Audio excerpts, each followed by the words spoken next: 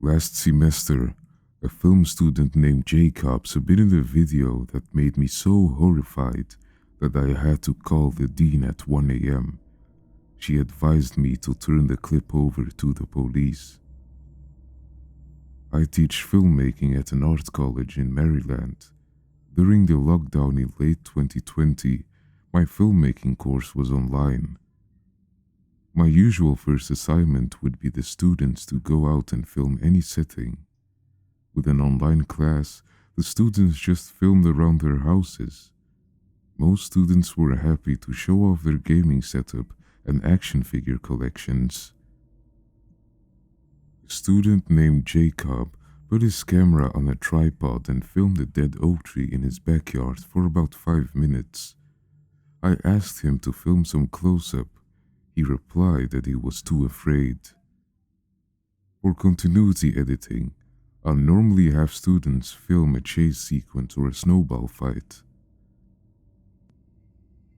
For online, students just film themselves cooking or playing with their pets. Jacob submitted a video of himself tying a noose. He then hung a mannequin on the same dead oak tree.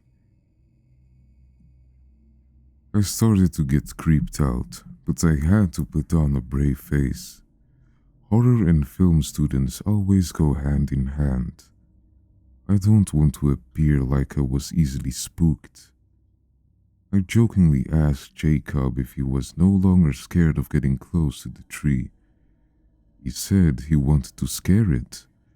I asked who, and he replied, the jester. For the next assignment, Jacob submitted a clip of a man who I thought was Jacob, put on a medieval jester costume and a smiling mask dancing around the dead oak tree. It was in black and white and was beyond disturbing. I'm used to horror movies being submitted to me by students, but those were gory and wild. This clip was just eerie. I asked him where he got the costume.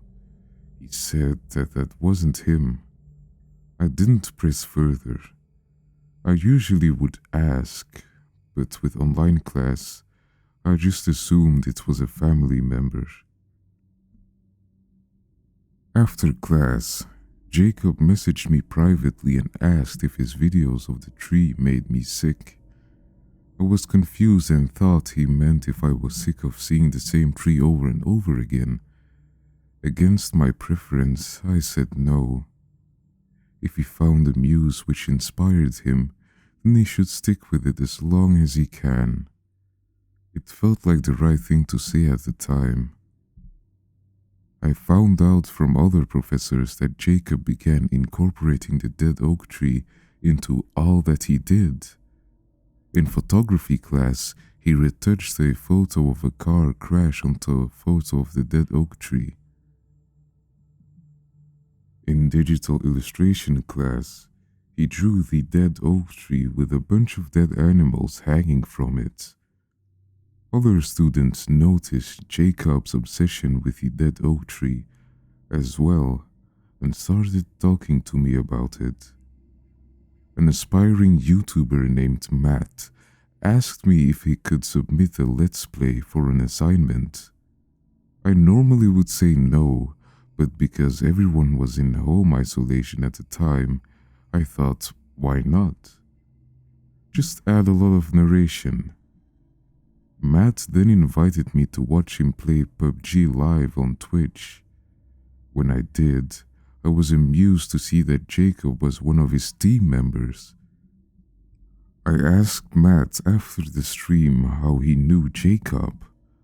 Matt said that Jacob was his neighbor only a few houses down the road from him, and to my surprise, they didn't live that far from me either, only 2 blocks away. I even thought about walking over to see Jacob's dead oak tree after the lockdown ended. Matt told me what happened to Jacob back when they were in middle school. Jacob was home alone, and a man knocked on the door, telling Jacob that he used to live in that house. The man asked his father to build him a treehouse, and just when the father was about to finish it, he fell from the tree and broke his neck. It's been over 2 decades since he moved away, and the man told Jacob he just wanted to see the oak tree again. Jacob didn't let him inside, but said that he can go around and look at it in the backyard. Jacob played video games until his parents came home, where they found the man in a full jester costume dancing around the tree. The semester after, in early 2021, Jacob wasn't taking any of my classes, but the cinematography professor video called me about one of Jacob's videos. The assignment was to light up a night scene, and Jacob just filmed a handheld POV shot of him circling around a tree with a flashlight. She told me that the tree in the video was not a tree in Jacob's backyard. Jacob told her it was a tree in my backyard. I didn't even end the video call. I just sprinted out onto my balcony to take a look at my tree, and then took a look at the footage again. I was so frightened I could throw up. I video called Jacob immediately. I asked him to turn on his camera so we could talk face to face. Without sounding angry, I asked him why he was in my backyard. He explained that he cut down his dead oak tree last trimester. The dead oak tree that was featured in his work after that had always been my tree. I just realized that none of his works that featured the tree after my class was a video. Jacob used a photo of my tree he found on my Facebook profile. Jacob said that an entity wearing a jester costume had been sneaking into my backyard, slowly killing my tree. I didn't notice my tree was dying because it was during the winter time. Jacob was at my house at one time to try to capture the jester on camera. He did it once during the mise-en-scène assignment, and that was when he knew it was not just him who saw it. I was frustrated and scared, but I didn't want to upset him. I told him that he should have told me if he was coming over. A few days later, at about 11 p.m., Matt was live streaming and I was watching him on Twitch. I was shocked to see Jacob burst through Matt's bedroom door. He was covered in cuts and bruises. Shards of glass were all over his body, and his shirt was soaked in blood. Fresh blood was still dripping from his forehead. Matt fell out of his chair, screaming at the top of his lungs, rightfully freaking out. I'll give Matt credit for not cursing and chasing Jacob out of his room. Matt asked Jacob what was wrong. Jacob looked into the camera and asked if I am watching. He told me to look in my backyard. The jester was there. There were about 20 people in chat. Some of them were my students. I added a dependable student in chat, asking her to call 911, and told Matt to render basic first aid for Jacob. I went outside to look, and I was shocked to see a car crash into my tree. I didn't hear anything because I was wearing headphones, or apparently none of my neighbors did. I couldn't even see the car until I turned on my backyard lights. But the crash was a big one. The car was totaled and there were shards of broken glass everywhere. Nothing was on fire. The car's engine was not on. Just when I was about to call the police, I got a notification that someone had uploaded a large file to our department's file storage. I opened it, and it was a video clip said to be uploaded by Jacob's username. It showed Jacob placing a camera on the back seat of his car. He turned from his driver's seat and he stared into the camera. My mouth was wide open when I saw another person in the passenger seat wearing a jester costume. Without turning back around to face forward, Jacob, still looking into the camera, just stepped on the gas and crashed into my tree. As the crash happened, I could see the jester's unmasked face in a split second. It was not human. I decided to call the dean after I called the police. She was equally horrified after looking at the clip. She told me to save the clip in case the police need it. She asked me who the man in the jester costume was. She probably didn't pause to see his monstrous face. I told her that I couldn't find anybody else at the crash. But I had the gut feeling that Jacob saved me from the jester that night.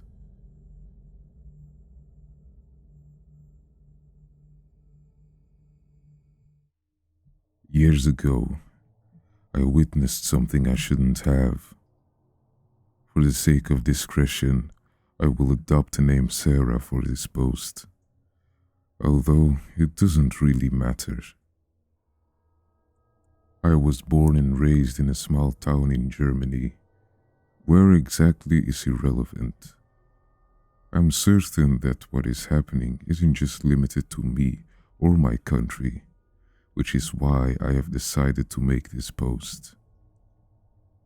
For some context, I live alone with nothing but my loving grandma and our dog. We live in a small apartment consisting of my grandma's bedroom, my own room, a large living room, a very small kitchen, and an even smaller bathroom.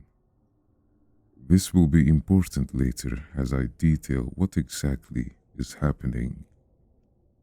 Furthermore, important to understand is that our apartment is built in with an hallway type system, where you have one long, thin hallway with the entrance on one end and a small bedroom at the other. 4 doorways leading to the remaining rooms I have listed prior. The living room also has a door leading to a decently sized balcony. The balcony can be overseen through a very large triple window setup we had installed recently, courtesy of our landlord. Especially at night, half of the living room would now be cast in a dark blue shadow, mixed from both moonlight and the night itself. It was the home I grew up in, with a beautiful view out of every window and only a handful of morally questionable neighbors to irritate me. I was happy here, until precisely 2 years ago. 2 years ago, June 2021, I was awoken from my safe and deep sleep when I heard a weird noise coming from my window. Now, we are on the 2nd level on our building, and while we do have a tree behind the house, it's way too far away from any window to disturb us. I was, for obvious reasons, confused and irritated, but didn't think much of it at first. However, I personally struggle with keeping up on my hydration on a serious medical level, so whenever I wake up, I have this unquenchable desire for some water or fruit juice, anything to stop my stomach from aching. Feeling the pain once again, I decided to quickly go through our hallway into the kitchen to fix myself a quick drink before heading back to bed. At night, our hallways always unsettled me. Sure, I had the glorious beam of light coming from our hallway lamp to protect me, but the switch was literally on the other end of the hallway. There was something off about this hallway at night. Not necessarily the darkness either. Due to my grandma being claustrophobic, we leave pretty much all of the doors open. Walking through our hallway just makes you feel exposed. There is a doorway providing a corner to hide behind every 2 steps.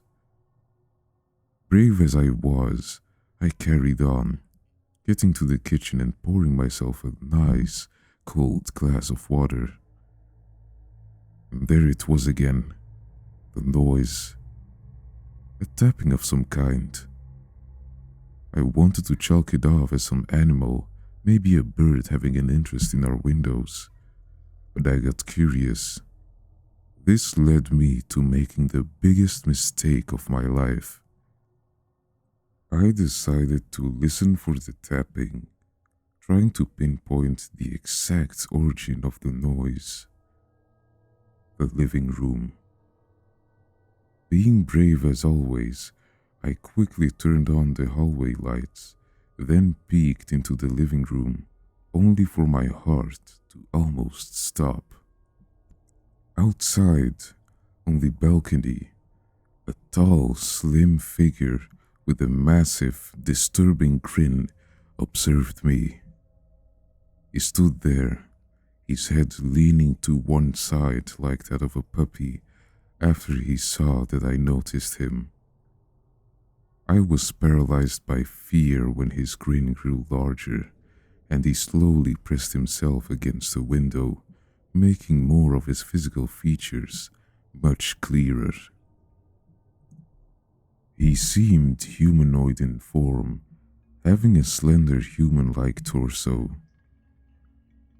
He had 2 wide, thin shoulders, leading to 2 extremely long, thin arms. His legs seemed to mirror the form of his arms, abnormally long and slender. His neck seemed almost human in a disturbing way, while his head was anything but human. He had this almost cartoon-like oversized grin with massive teeth, gray eyes with visible veins bulging out of his face, and a heavily scarred nose that reminded me of Chris Walker from Outlast.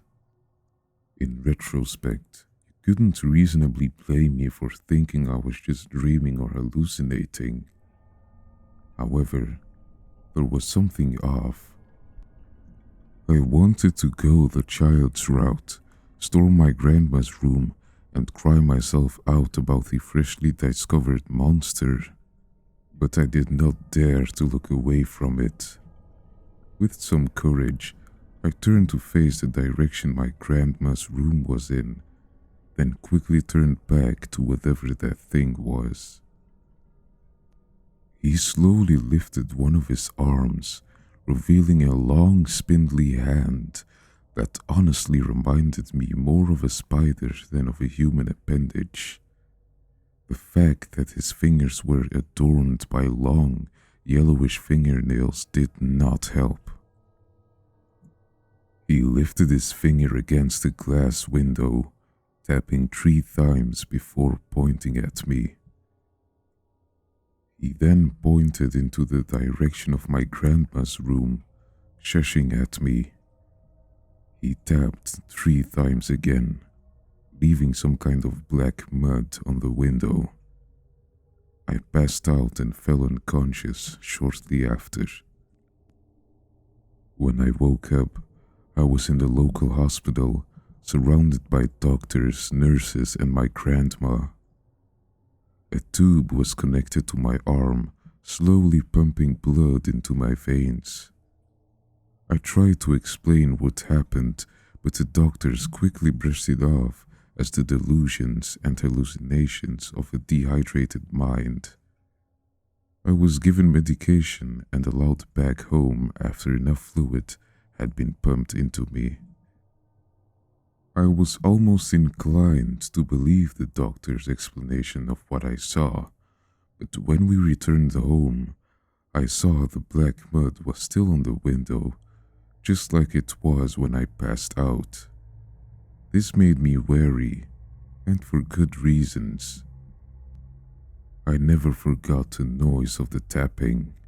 It felt distinct and threatening. More so did I never forget the amount. He tapped 3 times, and my first encounter with him was 2 years ago. Ever since, I constantly see him stalk me in some way or another.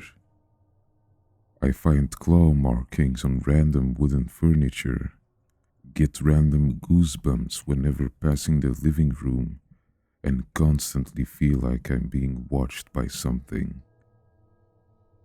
For the last 2 years, this Mudman, as I've come to call him, has been stalking me in ways no human could. I find tiny drops of black mud in my closet and occasionally see a shape similar to his in the corner of my eye. I have tried to do research on this entity, but all I got were results for the Slender Man and the Gross Man, which is an ancient German folk tale about a tall, slender figure that kidnaps children. No one wants to believe me, thinking I just have some brain trauma or unsolved delusion since I have passed out. I have no ways to find out what is going on or how to defend myself. And we are getting closer to June, the month I first saw the Mudman. I am afraid. The last few months, we repeatedly found deep claw marks and drops of black mud on our windows and balcony door. My grandma believes this to be some sort of animal. She doesn't believe in my story, and neither does she show any interest in the mud. But due to being scared that it's a burglar, I at least managed to convince her to repeatedly swap out the locks. I don't think that will be enough. We are closing in on the third tap. The Mudman wants inside, and I doubt I'll be able to stop him. I'm spending this night, wary of my surroundings, to type down this post, to warn you all, to inspire you to prepare yourself before he arrives. And I'm certain that he will. Maybe not today or tomorrow, but eventually he will.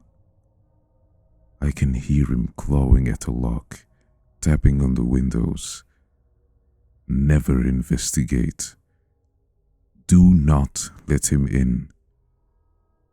You may wish me luck for the remainder of my time, but I do not suppose it will be of any use. He is here. Soon.